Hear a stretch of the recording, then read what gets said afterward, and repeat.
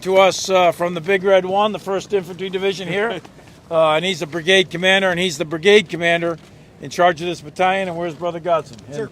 And Colonel Godson here, he's the battalion commander for this particular battalion, and they'll all be available for any kind of questions.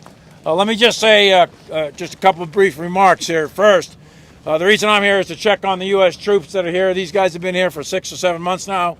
We intentionally have extended them in place because of the situation that's happened down in Ukraine. And as everyone is tracking, today is the 10th day of the Russian invasion of Ukraine. Ukraine is a free and independent country, has been since 1991. And what the Russians have done is not good, illegal, for a lot of years. And we have deployed forces to here, Lithuania, but also to Estonia and Latvia, Romania, Poland, and many other countries to demonstrate our resolve and our commitment to NATO Article 5. As President Biden has said, and many others, senior officials in our government have said, intend to do exactly that. We will continue to support the people of Ukraine to the extent that it's humanly possible. We will do that in many, many different ways, but we do intend to defend NATO Article 5 if threatened and attacked by any foreign country. And we intend to do that. And that's the purpose of why these forces, why this armored battalion is here. There are other forces coming to Lithuania. We've got an artillery battery showing up. We've got F-35s that came in here. We've got some special operations forces. We've got some air defense and some other capabilities. So the United States is very committed. And I can tell you that we have trained hard with the Lithuanian military. It's a high-quality military, small but very, very. It's a significant day. By the way, the historical day because the first U.S. shot visiting us, Lithuania. The reason why it is because every time U.S. shows that is the closest and the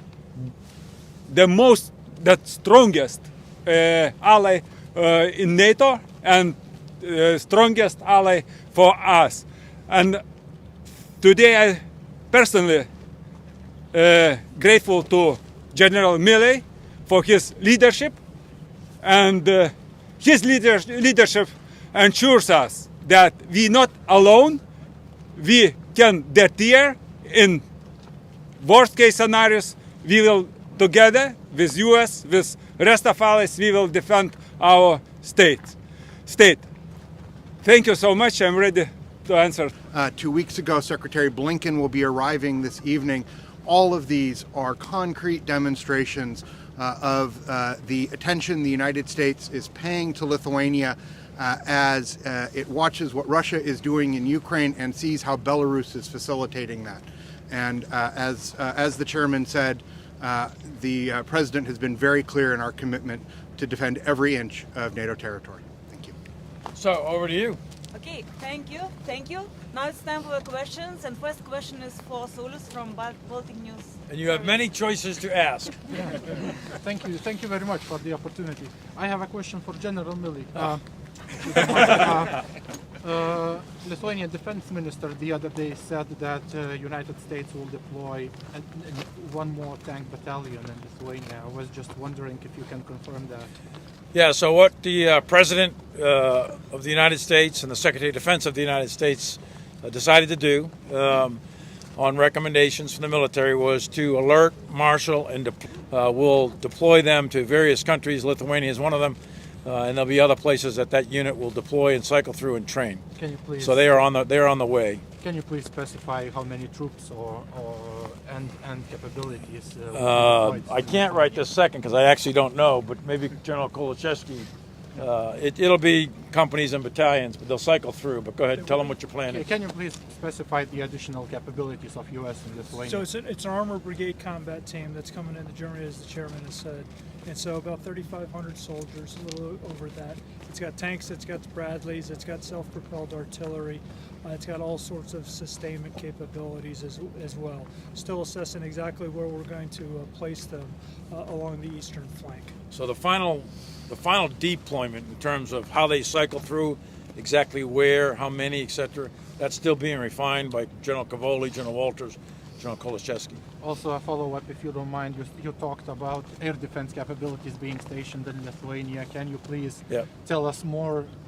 Which capabilities are you talking about specifically? So we in coordination with Lithuanian Defense Forces, do have some radars that we've put in, counterfire. 2016, what you said, despite everything we've been doing, we will stop you. We will beat you harder than you ever been beaten before.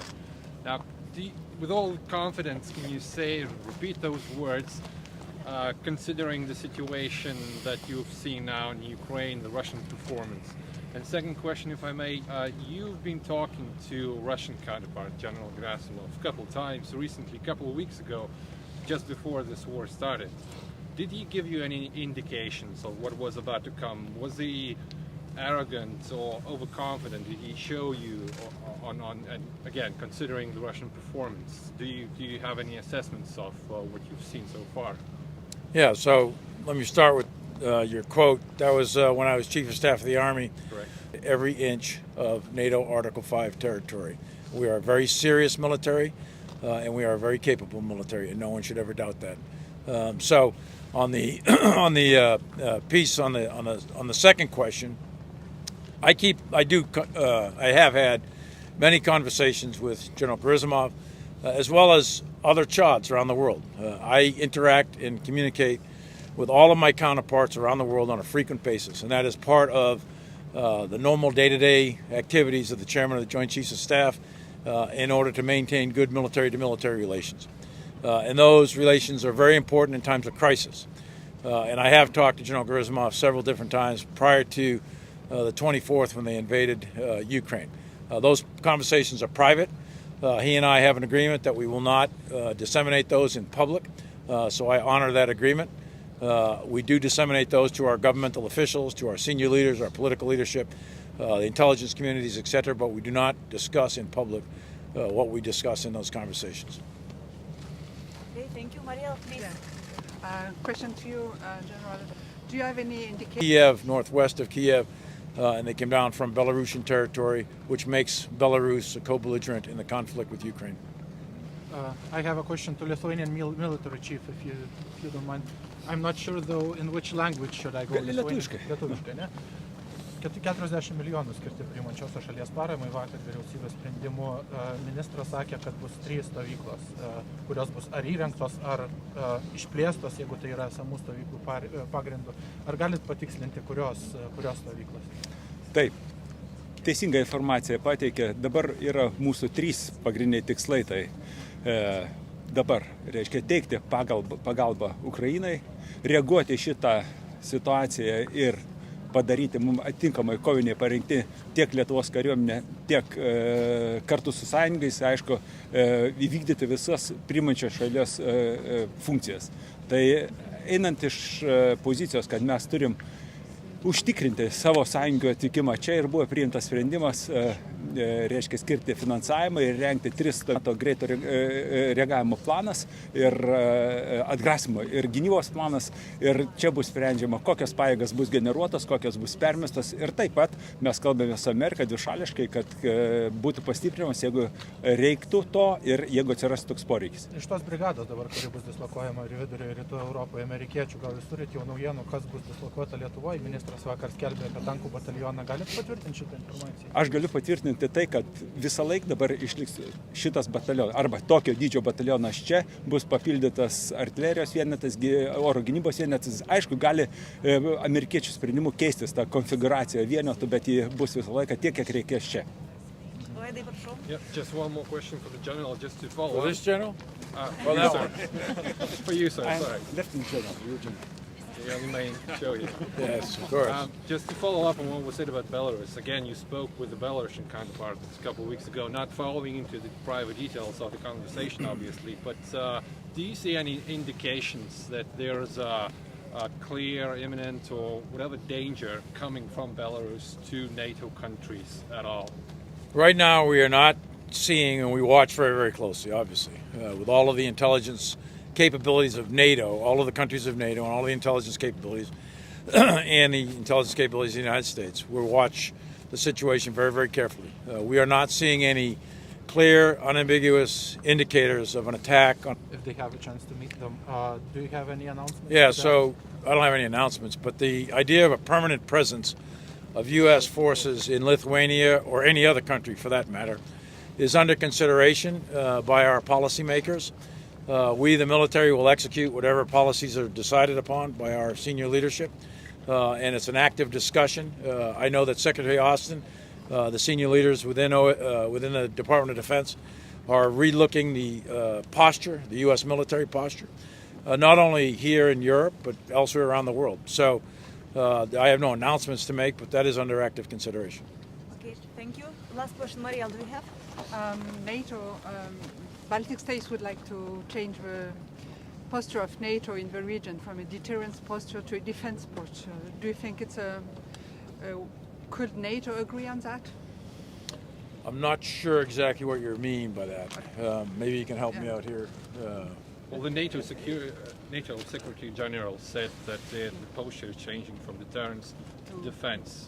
What would that mean in practical terms? Probably the question is that. Yeah, so from a military standpoint, in order to deter, if your opponent, the whole theory of deterrence is that your opponent knows you have certain capabilities, you're willing to use those capabilities, either offensively or defensively. So to defend is a subset of how you deter. If your opponent knows, your adversary knows, your enemy knows that you're capable of defending and that you can raise the cost of any offensive action that they may have beyond an acceptable level to your enemy, then therefore you'll have deterrence.